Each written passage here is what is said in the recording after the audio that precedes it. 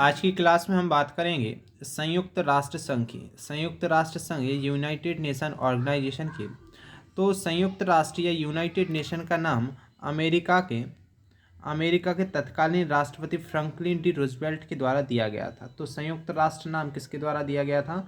America के पूर्व राष्ट्रपति फ्रैंकलिन डी रूजवेल्ट के द्वारा दिया गया था। इसके बाद संयुक्त राष्ट्र की रूपरेखा का निर्माण करने के लिए बड़े राष्ट्रों के प्रतिनिधियों का सम्मेलन वॉशिंगटन के डम्बार्टन ऑक्स भवन में आयोजित किया गया था, जो 21 अगस्त 1944 से 7 अक्टूबर 1944 तक चला था। इसके बाद हम बात करते हैं संयुक्त राष्ट्र संघ की स्थापना की। तो संयुक्त राष्ट्र संघ की स्थापना 24 अक्टूबर 1945 को हुई थी। तो कब हुई थी? 24 अक्टूबर 1945 को। और संयुक्त राष्ट्र संघ के संस्थापक सदस्य देशों की संख्या थी 51। तब जब संयुक्त राष्ट्र संघ की स्थापना हुई थी तब संस्थापक सदस्य देशों की संख्या थी 51। 26 जून 1945 को अधिकार पत्र पर तो केवल 50 राष्ट्रों के प्रतिनिधियों ने हस्ताक्षर किए थे। इसके बाद पोलैंड हस्ताक्षर कर 51वां देश बना था। तो पोलैंड जो है कौन सा? 51वां देश बन गया था। इसके बाद वर्तमान में संयुक्त राष्ट्र संघ के सदस्य देशों की संख्या 193 है और 193वां जुड़ने वाला जो देश जो है वो है दक्षिणी सूडान। इसके बाद हम बात करते हैं संयुक्त राष्ट्र संघ के मुख्यालय की। तो संयुक्त राष्ट्र संघ के मुख्यालय की हम बात करें, सचिवालय की बात करें या हम कार्यालय की बात करें तो ये कहाँ पर है? न्यूयॉर्क शहर में है। ये है अमेरिका के न्यूयॉर्क शहर में। इसके बाद इसका जो भवन जो है 17 एकड़ भूमि पर, किस पर? 17 एकड़ भूमि पर 39 मंजिल है और इस 17 एकड़ भूमि को जॉन डी रॉकफेलर के द्वारा दान में दिया गया था। संघ का मुख्य कार्यालय 1952 में बनकर तैयार हुआ था और इसकी पहली महासभा की प्रथम बैठक अक्टूबर 1952 में आयोजित की गई थी। तो इसकी महासभा की प्रथम बैठक जो है अक्टूबर 1952 में आयोजित की गई थी। इसके बाद हम बात करते हैं संयुक्त राष्ट्र संघ के ध्वज की। तो संयुक्त राष्ट्र संघ के ध्वज की पृष्ठभूमि जो है हल्की नीली है। संयुक्त राष्ट्र संघ के ध्वज की पृष्ठभूमि जो है कैसी है? हल्की नीली है और इस पर श्वेत रंग से, किस रंग से? श्वेत रंग से राष्ट्र संघ का प्रतीक बना हुआ है। यदि हम राष्ट्र संघ के प्रतीक की बात करें तो यह प्रतीक जो है 2 जैतून की वक्राकार शाखाएं हैं जो ऊपर से खुली हैं और इनके बीच जो है विश्व का मानचित्र बना हुआ है। इसके बाद हम बात करते हैं संयुक्त राष्ट्र संघ की भाषाओं की। तो संयुक्त राष्ट्र संघ की कार्यकारी जो भाषाएं जो हैं वो हैं 2, अंग्रेजी और फ्रेंच। कौन कौन सी हैं? अंग्रेजी और फ्रेंच। और अन्य मान्यता प्राप्त भाषाओं की यदि बात करें तो अंग्रेजी फ्रेंच के अतिरिक्त हैं चीनी, रसियन, अरबी और स्पेनिश। ये 4 जो भाषाएं जो हैं ये भी मान्यता प्राप्त है, लेकिन कार्यकारी भाषाएं कौन कौन सी हैं? अंग्रेजी और फ्रेंच। इसके बाद हम बात करते हैं संयुक्त राष्ट्र संघ के बजट की। तो संयुक्त राष्ट्र के घोषणा पत्र के अनुच्छेद 17 के अनुसार बजट पर विचार करने और उसे अनुमोदित करने की जिम्मेवारी महासभा की है। तो संयुक्त राष्ट्र के घोषणा पत्र के अनुच्छेद 17 के अनुसार बजट पर विचार करने और उसे अनुमोदित करने की जिम्मेवारी महासभा की है। इसका नियमित बजट महासभा द्वारा हर दूसरे वर्ष अनुमोदित किया जाता है, यानी कि एक वर्ष छोड़कर दूसरे वर्ष के अनुमोदित किया जाता है और बजट महासचिव के द्वारा पेश किया जाता है। इसके बाद हम बात करते हैं संयुक्त राष्ट्र संघ के अंगों की। तो संयुक्त राष्ट्र संघ के जो अंग जो हैं 6 हैं और पहला कौन सा है? महासभा। इसके बाद दूसरा कौन सा है? सुरक्षा परिषद। इसके बाद कौन सा है? आर्थिक एवं सामाजिक परिषद, प्रन्यास परिषद, अंतर्राष्ट्रीय न्यायालय और सचिवालय। ये 6 जो हैं संयुक्त राष्ट्र संघ के अंग हैं। इसके बाद हम बात करते हैं महासभा की।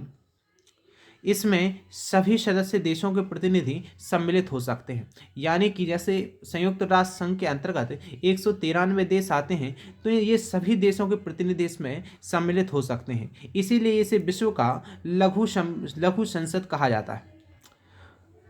प्रत्येक देश के इसमें 5 प्रतिनिधि भेज सकता है, परंतु उनका वोट सिर्फ एक ही रहेगा।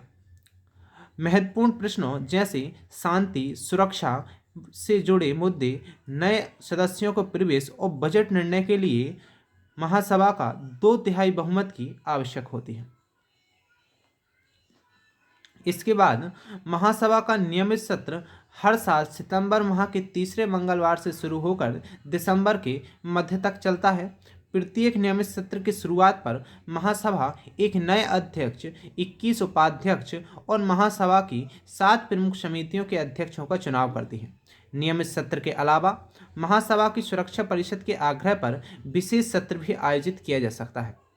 सुरक्षा परिषद की संतुष्टि पर अंतर्राष्ट्रीय न्यायालय के न्यायाधीश नए देशों को सदस्यता, महासचिव की नियुक्ति, राष्ट्रसंघ का बजट पारित करना आदि महासभा के कार्य हैं। इसके बाद हम बात करते हैं सुरक्षा परिषद की। तो यह संयुक्त राष्ट्र संघ का मुख्य अंग है। ये एक प्रकार की कार्यपालिका है। संयुक्त राष्ट्र के घोषणा पत्र के अनुसार अंतर्राष्ट्रीय शांति और सुरक्षा को बनाए रखना सुरक्षा परिषद का प्रमुख कार्य है। तो सुरक्षा परिषद का प्रमुख कार्य है शांति और सुरक्षा को बनाए रखना। इसी कारणवश एक मुहावरे के रूप में इसे दुनिया का पुलिसमैन कहा जाता है। इसमें 15 सदस्य देश होते हैं। 15 सदस्य देश होते हैं जिनमें से 5 स्थायी हैं और 10 देश जो हैं वो कैसे हैं, अस्थायी हैं। इन्हें यदि हम 5 स्थायी सदस्य देशों की बात करें तो सुरक्षा परिषद के 5 स्थायी देश हैं अमेरिका, रूस, ब्रिटेन, फ्रांस और चीन। अस्थायी सदस्यों का निर्वाचन महासभा अपने 2/3 बहुमत से 2 वर्ष के लिए करती है। यानी जो स्थायी 5 सदस्य देश हैं वो स्थायी रहेंगे, जबकि जो 10 अस्थायी देश हैं उनका निर्वाचन महासभा अपने 2/3 बहुमत से 2 वर्ष के लिए करती है। सुरक्षा परिषद के प्रत्येक सदस्य का एक वोट होता है। प्रक्रिया संबंधी मामलों में निर्णय के लिए 15 में से 9 सदस्यों द्वारा सकारात्मक मतदान आवश्यक होता है। यानी कि किसी भी मुद्दे मामले पर निर्णय के लिए 15 में से 9 वोट जो हैं हमें आवश्यक होते हैं और जिनमें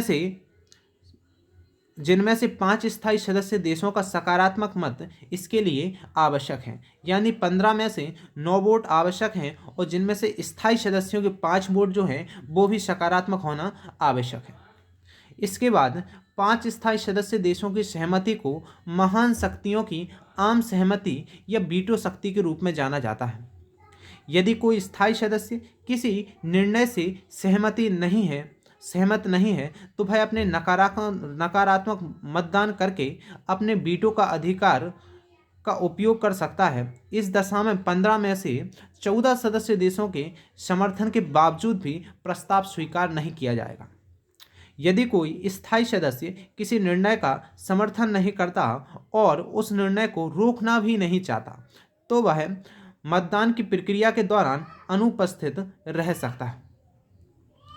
सोवियत संघ ने वीटो का उपयोग सबसे अधिक बार किया है। अमेरिका ने वीटो का उपयोग सर्वप्रथम मार्च 1971 में रोडेशिया के प्रश्न पर किया था।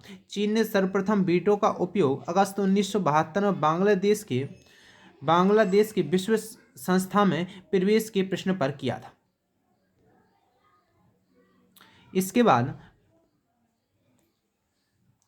आर्थिक एवं सामाजिक परिषद की बात करते हैं तो वर्तमान में आर्थिक एवं सामाजिक परिषद की सदस्य संख्या 54 है। इसके सदस्यों का कार्यकाल 3 वर्ष का होता है। प्रारंभ में सदस्य संख्या 18 थी। यानी जब 24 अक्टूबर 1945 को यूएनएफ की स्थापना हुई तब आर्थिक एवं सामाजिक परिषद में सदस्य देशों की संख्या 18 थी। इसके बाद 1966 में सदस्य देशों की संख्या 27 कर दी गई। फिर 24 सितंबर 1972 के संशोधन के द्वारा इसमें सदस्य संख्या वर्तमान में कितनी है, 54 है। यह एक स्थायी संस्था है परंतु इसके 1/3 सदस्य प्रतिवर्ष पदमुक्त होते हैं, परंतु अवकाश ग्रहण करने वाला सदस्य पुनः निर्वाचित हो सकता है। अर्थात जिसका कार्यकाल पूर्ण हो चुका है वो पुनः इसके लिए निर्वाचित हो सकता है। परिषद में प्रत्येक सदस्य राज्य का एक ही प्रतिनिधि होता है जिसके निर्णय साधारण बहुमत से होता है। आर्थिक एवं सामाजिक परिषद की बैठकें वर्ष में 2 बार होती हैं। अप्रैल में न्यूयॉर्क शहर में जबकि जुलाई में जेनेवा में होती है। परिषद अपना कार्य विभिन्न प्रकार के आयोगों, स्थायी समितियों तथा विशेष संस्थाओं के माध्यम से पूरा कराती है। कुछ प्रमुख आयोगों के नाम यहाँ पर दिए गए हैं। पहला नाम है आर्थिक और रोजगार आयोग, दूसरा है जनसंख्या और यातायात आयोग, और तीसरा है संयुक्त राष्ट्र बाल संकट कोष यानी कि यूनिसेफ। इसके बाद हम बात करते हैं प्रन्यास परिषद की। तो संयुक्त राष्ट्र संघ ने राष्ट्र संघ के मैंडेट व्यवस्था के स्थान पर न्यास पद्धति को ग्रहण किया और उसके संचालन के लिए न्यास समिति का निर्माण किया। न्यास पद्धति का मूल सिद्धांत यह है कि इस समय कुछ पिछड़े हुए, अल्प विकसित और आदिम दशा वाले प्रदेशों के निवासी इस योग्य नहीं हैं कि वे अपने देश का शासन स्वयं चला सकें। इन्हें दूसरे विकसित देश की सहायता अपेक्षित होती है। विकसित देशों का यह दायित्व है कि वे अपने विकास में पूरी सहायता दें। जब तक ये अपना शासन चलाने में समर्थ नहीं हो जाते, तब तक इनके हितों की देखभाल न्यास या अमानत समझते हुए करें। इनका अपने स्वार्थ के लिए शोषण ना किया जाए।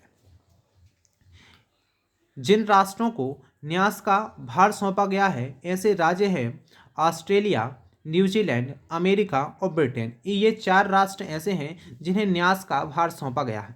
इसके बाद रूस, चीन एवं फ्रांस सुरक्षा परिषद के ऐसे स्थायी सदस्य हैं जिनके शासन में कोई न्यास क्षेत्र नहीं है। प्रन्यास परिषद में वर्तमान में 12 सदस्य हैं, जिनमें 4 प्रबंधनकर्ता देश, 3 सुरक्षा परिषद के स्थायी सदस्य होने के कारण स्थायी सदस्य और 5 निर्वाचित सदस्य हैं। नवंबर 1994 में अमेरिका द्वारा प्रशासित प्रशांत द्वीप पलाऊ के स्वतंत्र होने के साथ ही न्यास परिषद के कार्य लगभग समाप्त हो चुके हैं। इसके बाद हम बात करते हैं संयुक्त राष्ट्र संघ के सचिवालय की। तो सचिवालय संयुक्त राष्ट्र संघ के दिन प्रतिदिन के कार्यों का निपटारा करता है। सचिवालय का प्रमुख महासचिव होता है। यह महासभा द्वारा सुरक्षा परिषद की सिफारिश पर 5 वर्ष की अवधि के लिए नियुक्त किया जाता है। महासचिव को द्वारा भी नियुक्त किया जा सकता है। इसके बाद हम बात करते हैं अंतर्राष्ट्रीय न्यायालय की। तो अंतर्राष्ट्रीय न्यायालय की स्थापना हैग, नीदरलैंड में 3 अप्रैल 1946 ईस्वी को की गई थी। अंतर्राष्ट्रीय न्यायालय की संविधि में 5 अध्याय हैं और 10 अनुच्छेद हैं। तो अंतर्राष्ट्रीय न्यायालय की संविधि में 5 अध्याय हैं और 70 अनुच्छेद हैं। इसमें न्यायाधीशों की संख्या 15 रखी गई है। इनकी नियुक्ति 9 वर्षों के लिए होती है। प्रत्येक 3 वर्ष बाद 5 न्यायाधीश अवकाश ग्रहण करते हैं। कोई भी 2 न्यायाधीश एक ही देश के नहीं हो सकते। न्यायाधीश अपने में से ही एक अध्यक्ष तथा उपाध्यक्ष को 3 वर्ष के लिए चुनते हैं। यानी कि संयुक्त राष्ट्र संघ के अंतर्राष्ट्रीय न्यायालय में एक अध्यक्ष 3 वर्ष के लिए चुना जा सकता है। इसके बाद अंतर्राष्ट्रीय न्यायालय की सरकारी भाषाएं जो हैं वो हैं फ्रेंच और अंग्रेजी। न्यायालय का कोरम, कार्यवाही संचालन के न्यायाधीशों की न्यूनतम संख्या जो है कितनी है, 9 है। अंतर्राष्ट्रीय न्यायालय में भारतीय न्यायाधीश व उनका कार्यकाल। तो अंतर्राष्ट्रीय न्यायालय में पहले भारतीय न्यायाधीश थे वेनेगल रामाराव, जिनका टाइम पीरियड है 1952 से 1953। इसके बाद है नागेंद्र सिंह, इनका समय है 1973 से 1988 तक, और ये अध्यक्ष के रूप में चुने जाने वाले पहले भारतीय न्यायाधीश थे।